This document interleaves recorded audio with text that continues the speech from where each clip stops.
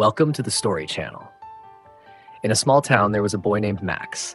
He loved dressing up as a wolf and going on adventures. Max's wolf costume had a soft tail and pointy ears that made him look just like a real wolf.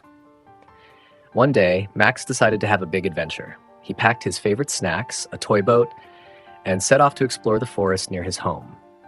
The forest was full of tall trees, colorful flowers, and friendly animals.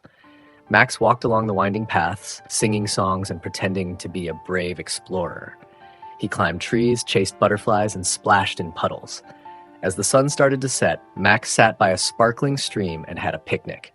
After munching on his snacks, Max put his toy boat in the stream. He watched it float gracefully, imagining he was a captain sailing across the ocean and discovering new lands. Lost in his adventure, Max didn't notice it getting dark. When he looked up, the stars were twinkling, and the forest was lit by the moon. Max realized it was late and decided to head back home. But as he walked, Max realized he was lost. The trees looked strange, and the shadows made him a bit scared. He tried to stay brave, thinking of his favorite storybook heroes. Suddenly, Max saw a clearing ahead. He peeked through the bushes and saw something amazing. A group of creatures called the Wild Things. They were big, furry, and had funny faces. The Wild Things were having a party, dancing around a bonfire and singing songs.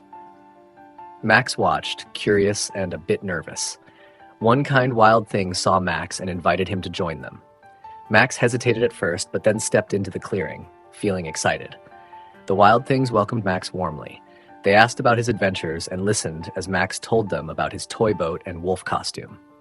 Impressed by Max's bravery and imagination, the Wild Things made him their honorary king for the night. They placed a crown of leaves on his head and cheered for King Max. Max had fun playing games, dancing, and hearing the Wild Things' stories. But as the night went on, he started to miss home. The wise leader of the Wild Things noticed Max's sadness and told him that home is where the heart is. Max thanked the Wild Things for their friendship but expressed his wish to go back home.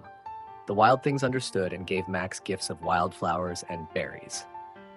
They hugged him and promised to remember their brave king. With a mix of sadness and excitement, Max left the clearing and walked back through the forest. He thought about his adventure and the friends he made. Finally, Max saw the lights of his town and hurried home. His mom was waiting on the porch, worried but happy to see him. Max hugged his mom tightly and told her all about his adventure with the Wild Things. After a warm dinner and bath, Max snuggled into bed, feeling grateful for his adventure but also happy to be back home.